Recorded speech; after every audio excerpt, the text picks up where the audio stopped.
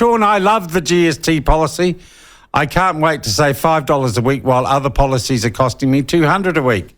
Let's go. Yes. $5 a week. And of course, Michael Cullen just poo-pooed this idea years ago. Grant Robertson poo-pooed it quite recently. So it's a sign of political desperation, or is it? Or is there something we're missing? We're going to ask soon. You go, oh, he's there. He's on video link. I forgot that. Eric Crampton from the New Zealand Initiative. I was winding Eric up something rotten on X, or Twitter as it used to be called, over the weekend, saying, oh, this is great, let's go for it.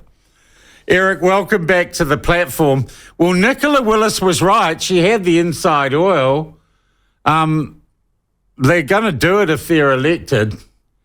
Just explain to us, well, really all you've got to do is reiterate why Michael Cullen and Grant Robertson think that GST off fruit and veg is a bad idea. Sure, and it's not just them. There are people with more tax expertise who've come to the same conclusion. It's really pretty tragic. So New Zealand's consumption tax is remarkably clean in international context. Other countries, when they do their reviews, point to our consumption GST as being a model to follow. I'm told that in sort of international tax working groups, they keep asking New Zealand officials how we've managed to keep things so clean for so long. So the reasons that they like our system compared to those abroad is that when you start punching holes in a consumption tax, you cost the overall economy more money than you save households. So the government gets less in tax revenue. You get distortions that are caused by the hole in tax. People change their behavior, and you get all of the administrative hassles around it.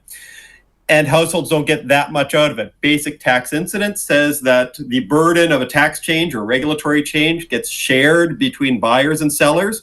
The same will be true here. People respond to these price changes in the same way. So it doesn't buy you very much benefit for the households that you're trying to help. It costs the government a lot of money. I just want to go back to this. I want to go back to this, Eric. I don't get it. Okay, I'm a bloody Luddite. But if there is a 15% consumption tax on a product, which is paid by the terminal consumer of that product, right? Like the person listening, mate, and you take off the tax of 15% on that product, how can that saving not go to the terminal consumer? Well, basic tax incidence, right? So suppose that we were saying instead of having a hole in GST, we're going to put a tax on employers for every dollar that they pay employees. Well, economists would say that's not a tax on employers. It's going to be a tax that's shared between employers and employees. It's made it a little bit more expensive to hire workers. So employers are going to take some of that burden, and so will employees. It's the same thing here, where so long as you have normal sorts of elasticities, the burden winds up being shared. People change their behavior. So you bid up the price of some things that are a little bit more inelastically supplied. It gets complicated, but it won't flow through completely to shoppers. The estimates that had come out in the tax working group look at it, said something on the order of 30%, maybe a little bit more than that, gets finally passed on to consumers. It depends on quite how it's structured, but it won't all flow through to consumers, okay? Some of it gets kept by But if they're the people paying the tax, which they are, Eric, how can they not be the people that save the tax? Because they may start buying things that are more inelastically supplied. So, okay, imagine, for example, let's take an extreme example. Hawke's Bay cauliflower or some veg, cyclone hits, and it's very inelastically supplied. It's really hard for them to increase production. If you reduce the tax on it by 15%, that doesn't make there be more broccoli in the world or whatever else, right? Yeah. There's only so much of it. So people want to buy more of it because it looks like it's going to be cheaper. But there's only so much of it. They bid up the price. So how that burden gets shared, so the price doesn't include the tax. It's a supply and demand issue. It's a supply and demand issue. Some of it will be enjoyed by households. But if you're looking at the case in an extreme example where you've only got so much broccoli, it's a fixed amount because we've had a cyclone. If people are able to spend more on it, they just bid the price of it up. So wherever the bottleneck is in the system, that would be who ends up doing well out of it. So in that case, it would be the Hawke's suppliers that do well out of removing GST on something that's very inelastically supplied. Right. If it's perfectly elastically supplied, then it goes largely to consumers. In general, it's shared. But more important, that's an important part. And that was also what was underlying the findings in the Murley's review in the UK. So again, this is kind of every tax expert in the world agrees on this. They had a big review of the British tax system around 2010, run by Murley's. In that review, they found that if they got rid of the holes in the British consumption tax, so theirs is a mess. They've got holes all over the place, the kind that New Zealand doesn't have yet. The economists there, when they'd looked at it, said if they got rid of all of the holes in the British tax system and gave households back just enough money so that they would have as much left after spending as they otherwise would have, so it fully compensate them for the tax increase, the UK Treasury would wind up still having £3 billion left afterwards, even after having compensated everybody, because you get rid of these distortions and you also get rid of some of the admin hassles that they have in running the Right, because I imagine people asking, but it's not on canned goods. So a restaurant that has got a whole lot of its produce, which has not got GST on it, does it charge GST when it charges you for the meal? Well, they'll have, okay. GST is meant to be off of fresh fruit and veg. I don't know how they're quite going to run this. If I were trying to implement this in the least stupid way possible, like, okay, I would refuse to take on this job because it's kind of like asking, what would be the best way to go about dynamiting the statues that the Taliban blew up in Afghanistan, right? It's just not a job you want to be doing. You're destroying something that's beautiful. Even if you're destroying it in the least harmful way, you're still destroying it. I don't want to have a bar of dealing with that, and I don't envy any of the officials that are forced to do it. Now, I've seen a ballpark figure, $2 billion a year in lost tax on this. Is that right? I haven't checked the numbers on just fruit and veg. I don't have that. Okay, all right. When tax if it was that, why don't we just give everyone $5 a week extra and not worry about all the admin and the changes? Say, here, it's a bribe anyway. Here's $5 a week, everyone. Well, that would make more sense. When the tax working group here had looked at it, they said they were looking at removing it from food and drink entirely, not just fruit and veg. So it is a larger amount, but that's a bigger problem, right? Because you're creating a bigger hole. But they'd found that for the same amount of cost to the government, you could give twice as much as just cash in hand to low-income families. So you could have a similar effect here, where for the same overall cost to the government, if it's giving low-income families $5 a week, I think the numbers for average families rather than low income, but I'd have to double check that. In any case, you would be able to give a straight cash transfer to low-income families that's probably about double the size of the benefit they get from GST off of fruit and veg for the same cost to the government, and not wreck GST at the same time. But there's another bit of context, right? So what we haven't heard anything announced on is inflation adjusting the tax thresholds.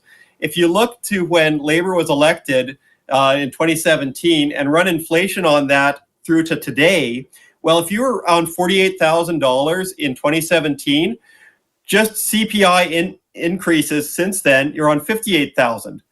No real increase if you were just following CPI. $58,000 now is the same as $48,000 then, the top of the tax band. Well, you're paying 30% tax on $10,000 that you otherwise shouldn't have been paying on, right? So that is a hell of a lot more than $5 a week. Yeah, I get you. Okay. Look, the other question I'd have, this is supposedly meant to deal with the cost of living crisis, which suggests it's here now. It is upon us. It needs to be dealt with contemporaneously. Does it do that? Is it a policy which helps those at the bottom more than those at the top? Where do the benefits, if there are any, of this policy fall? Well, it depends who you think spends the most money on fresh fruit and veg, right? So pretty much, even inflation indexing the tax thresholds, people of the left would complain, well, that gives the greatest straight dollar advantage to people who are at the top of tax bands, and that's correct. of course, if you fail to inflation adjust, you end up with a flat tax of 39% on everybody in the fullness of time, which would be a nightmare and not nearly as progressive we currently have in the tax system. On the straight numbers, though, richer families spend more money on everything. They spend disproportionately more on fresh fruit and veg as compared to canned. Canned seems to be exempt. Frozen is not exempt. Canned will continue to have GST. Frozen would have GST removed unless it's processed, and they're not quite clear on how much processing. I was having a look through the freezer this morning, and our frozen sliced capsicums have some kind of water glaze that was put on them for preserving them before they went into freezing.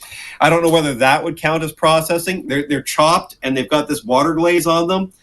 Somebody's going to have to decide this across thousands and thousands of different products, and it'll all invite litigation. Anyway, the largest cash benefit will be to the higher income families, and disproportionately so because they tend to spend more money on fresh fruit and veg as compared to the lower cost frozen or canned. It's an absolute stinker of a policy. I don't need to be an expert. Everything that everyone's saying, not even the Greens like this. Well, I'd seen reporting yesterday that when Chris Hipkins was asked whether they could find a single economist who supported this, they couldn't, or at least he couldn't name anybody. Oh, Ganesh Nana, he'll come out for it, won't he? Ganesh Nana, I guarantee you he backs it. I'd hope that even he's not that mad. Okay, look, Eric, I don't think you're being a radical right-wing Nazi by saying this sucks. And thank you very much for a naive person like me explaining why it sucks, but it really, really does suck. I guess the question, though, that doesn't mean we should give, say, the Nats a free pass, and they haven't even shown us their tax policy yet. Do we have any idea what's in that, what they're likely to give us? I don't know what they're planning. I'd be a little bit nervous about setting things out right now because the pre-election fiscal update hasn't yet been announced. Yeah. The books are not looking nearly as good. If they put a ton of work now into coming up with something, well, they're hostage to whatever shows up in pre-fu, and they'll have to adjust everything. So in their spot, I'd want to wait until after the pre-election fiscal update comes out. All right, Eric, thank you very much indeed for your time this morning. I'll stop harassing you and poking the bear on Twitter. It's all good. It's all fun. That is Eric Crampton, economist and commentator from the New Zealand Initiative. Boy, this is bad. I just have to say this is a bad policy. Great interview, Sean. New Zealand Initiative, good to hear them again. This policy is a disaster. No one likes it. Not even the Minister of Finance really likes it.